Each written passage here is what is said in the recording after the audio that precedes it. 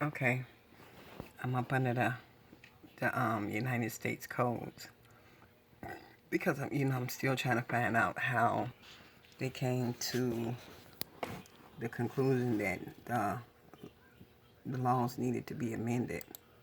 So I'm just making them bigger so that more of it can fit inside the text, so you'll be able to see everything that I'm looking at.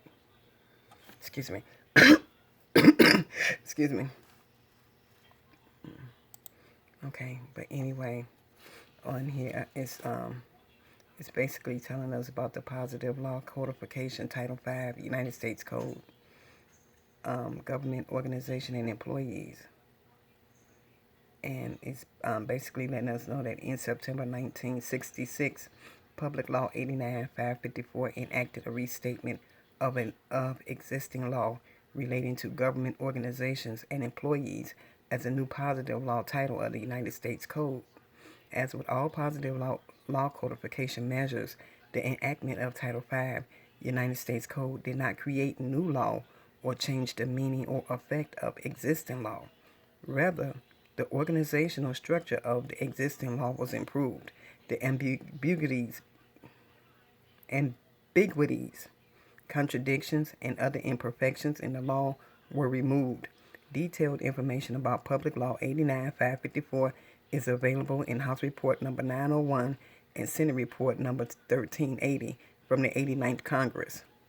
Subsequent to enactment of Title V United States Code, 3 additional acts relating to government organization and employees were enacted. The Federal Advisory Committee Act, Public Law 92-463, the Inspector General Act of 1978, Public Law 95-452, and the Ethics in Government Act of 1978, Public Law 95-521, were classified to an appendix to Title V United States Code. A draft bill has been prepared to incorporate 3 acts as chapters of Title V United States Code.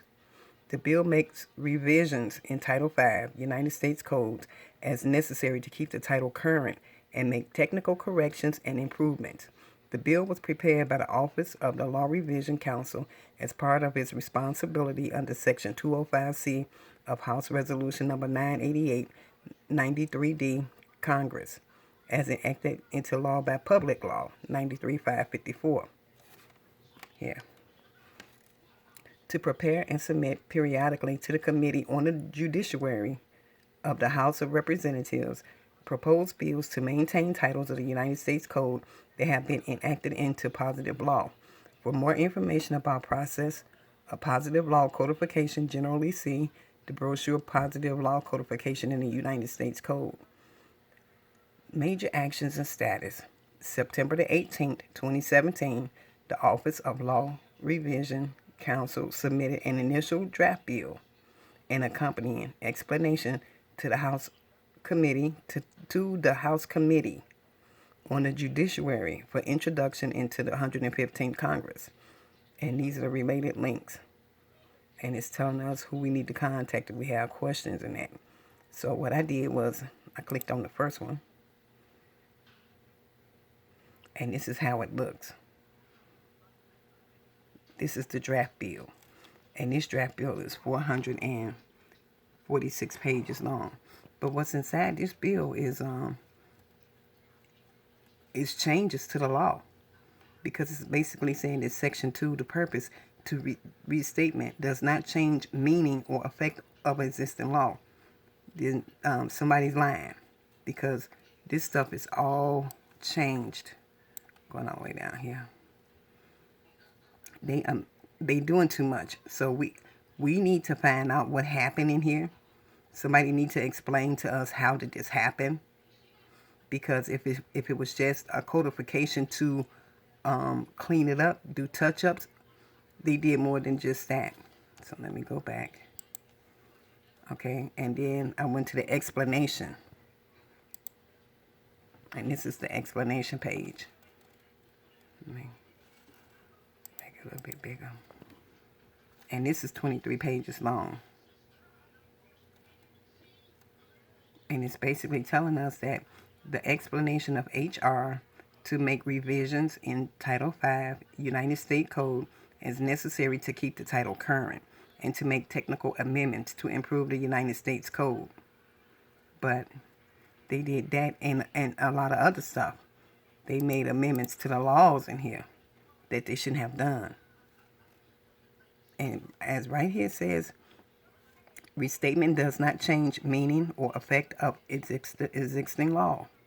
Well, then something happened.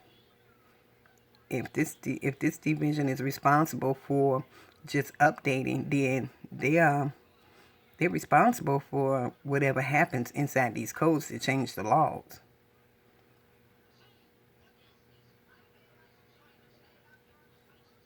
The courts have repeatedly held that the restatement of existing law in a bill such as this one does not change the meaning or effect of the existing law unless Congress explicitly expresses the intent to do so. See the following. So I guess these were some of the law citations or what have you.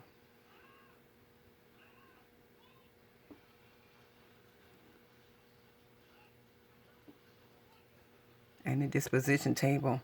This table shows a disposition for provisions affected by the bill. Okay, so what does this mean? What does this mean? This table shows a disposition for provisions affected by the bill.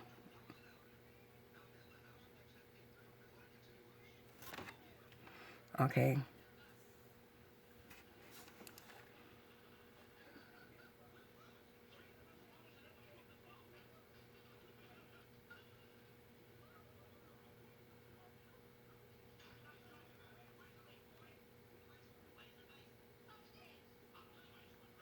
Okay.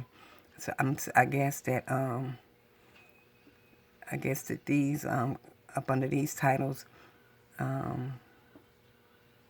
they were not they were not repealed, but they were omitted from the text of Title V. Excuse me.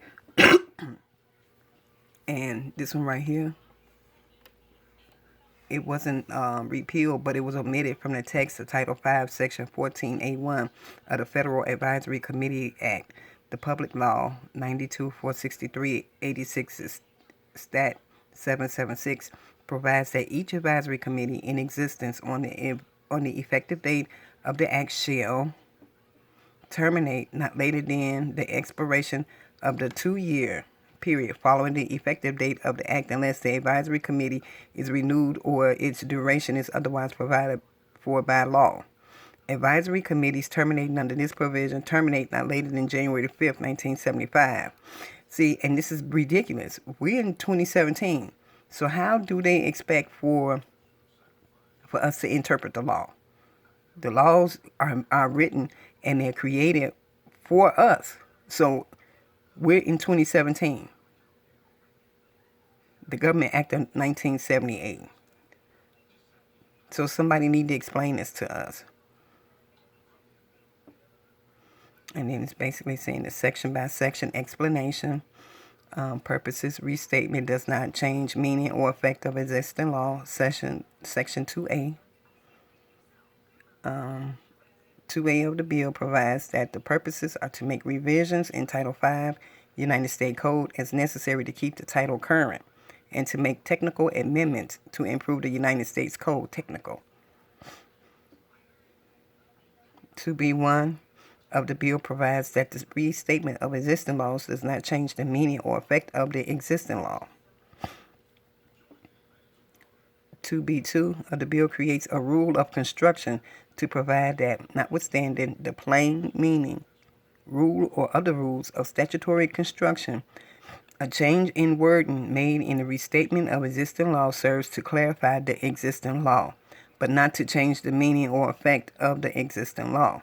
This rule of construction applies whether or not a change in wording is explained by a revision note appearing in a congressional report accompanying the bill. The bill provides that if such a revision note does appear, a court is required to consider the revision note in interpreting the change. Okay, so that's probably what somebody gonna have to do. You had to take this mess to court.